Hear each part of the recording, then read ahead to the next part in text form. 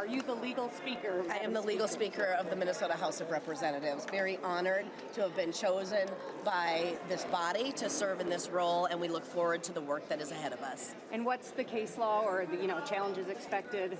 It's up to Democrats to see whether they want to show up for work and do the work of the people of Minnesota, or whether they want to continue with the sham idea that the Secretary of State gets to decide for the legislative branch issues about the legislative branch's organization.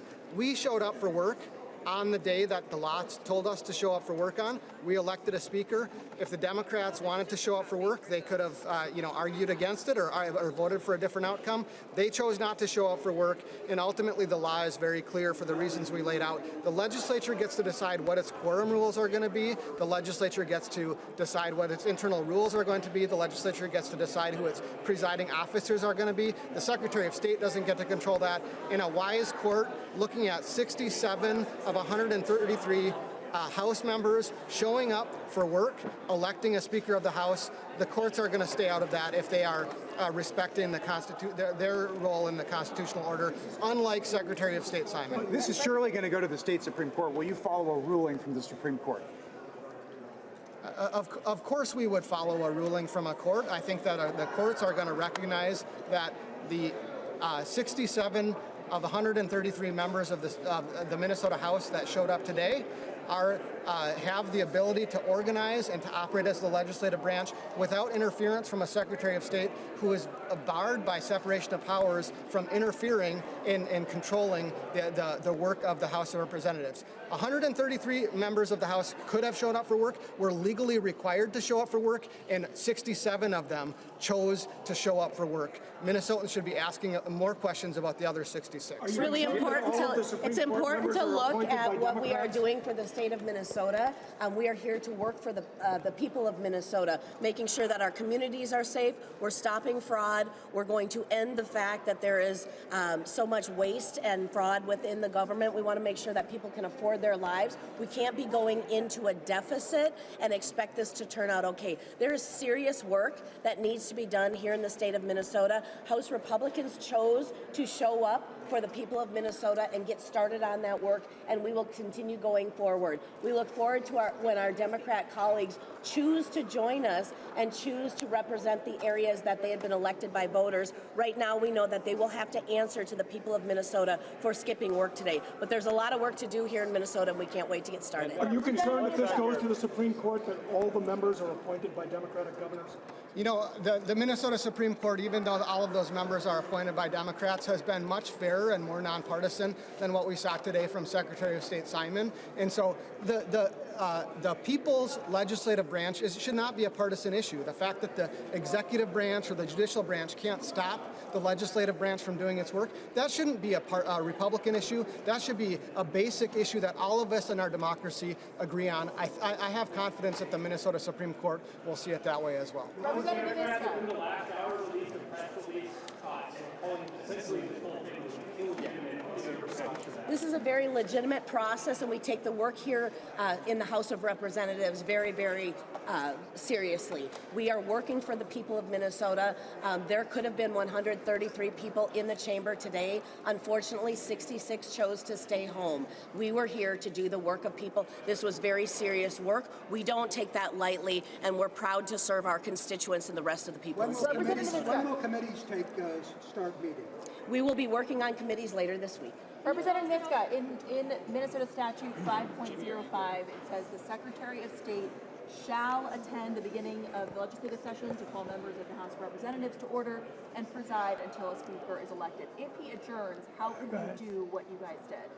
The Secretary of State has the duty to faithfully preside until he's replaced, but the Secretary of State does not have the constitutional authority to govern and control and interfere in the operations of the House of Representatives, which is unfortunately what Secretary Simon chose to do today. He was validly removed as the presiding officer under our constitutional authority to choose our own presiding officer. He chose to leave. His unilateral adjournment was not proper as either a matter of constitutional law or as a matter of basic parliamentary procedure. A presiding officer never has a unilateral ability to just adjourn a body on his own motion.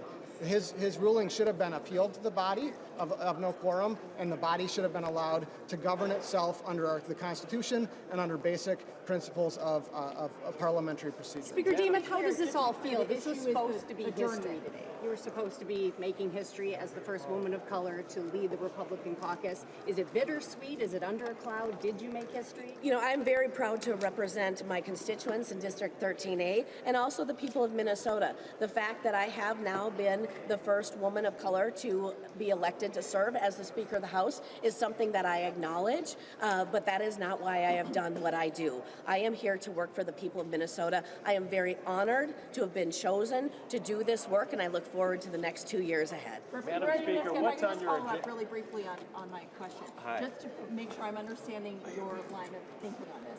It's not that the Secretary of State showed up and presided, but because he took the action of adjournment, you're saying he does not have the authority to adjourn, and that is what allows for you to do what you did. That's correct. Absolutely. Madam Speaker, what's on your agenda for the first few weeks, at least until Democrats show up, and are you worried that it's just going to be thrown out in court?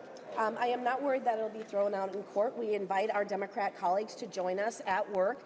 We meet tomorrow at noon, as you heard in the adjournment announcement. Full expectation is that they would be here ready to work for the people of Minnesota.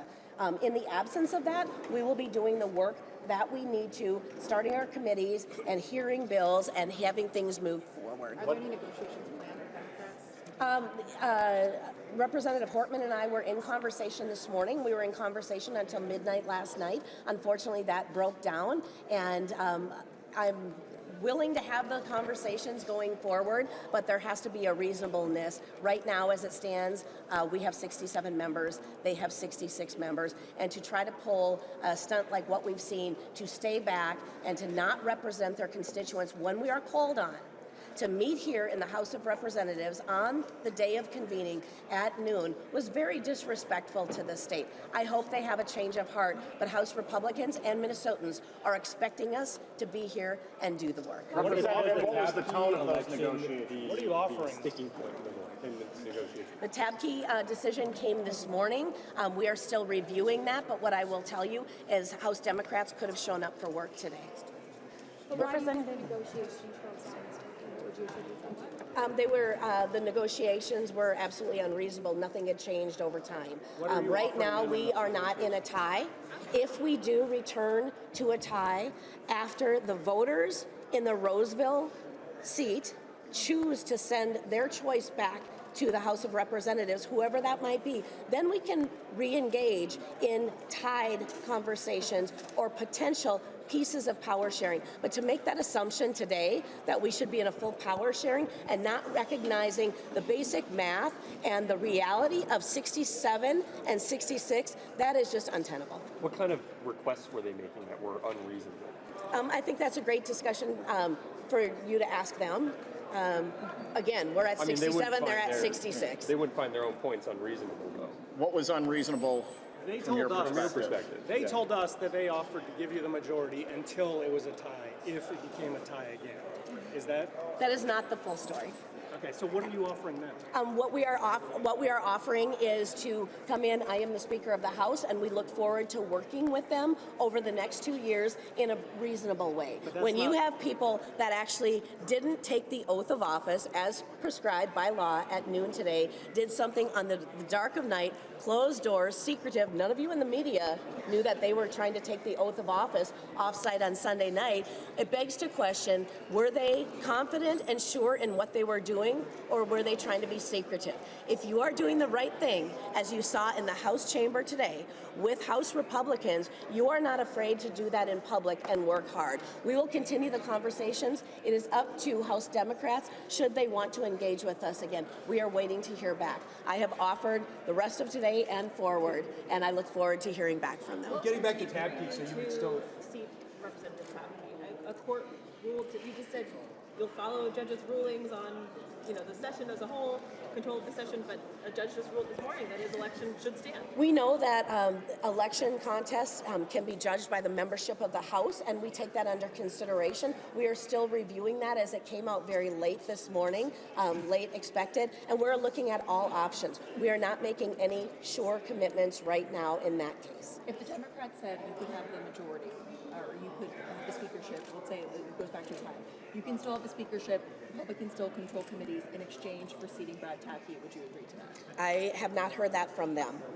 And I would look forward to hearing from House Democrats if they are serious about negotiating and getting to work, or if this is a potential stall tactic for the next 2 weeks until an election comes forward. That seat in Roseville belongs to the voters of Roseville until it is decided. And to think that House Democrats would choose to stay away from the chamber and stay away from what we have been elected to do while they wait that out is quite questionable. I look forward to them showing up tomorrow and getting to work. What happens tomorrow if Secretary of State Simon just shows up? It says the session didn't actually. We didn't have a quorum I'm the yesterday. Speaker of the House, and I will be gaveling us in at noon. We've called for that time to meet, and so that's what will happen here in the House tomorrow. And would Democrats be able to vote? Do you see them as duly sworn in if they showed up? We will look at that if they're actually going to show up. That's the time we got. Thank you. All right, thank you. Thank you for being here. Thank you.